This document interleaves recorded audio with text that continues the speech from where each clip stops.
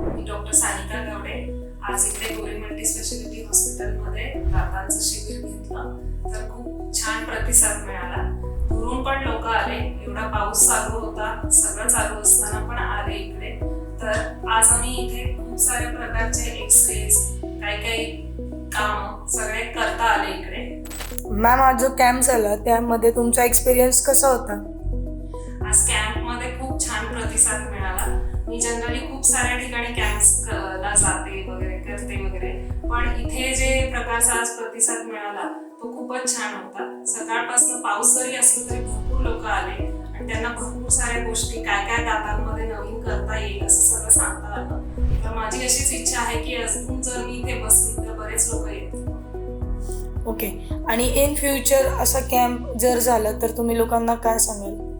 जर असा कॅम्प झाला इतक्या मोठ्या ह्याच्यावरती, तर माझं असं म्हणणं आहे की सगळ्यांनी इकडे या. सगळे डॉक्टर्स असतात, सगळ्यांनी इथे छान आपलं ऍटलिस्ट जेवढा फायदा घेता येईल तेवढा तर करू शकतात सगळेजण. मॅम, नवीन काय इक्विपमेंट्स डेंटल फील्डमध्ये या हॉस्पिटलमध्ये अवेलेबल आहेत?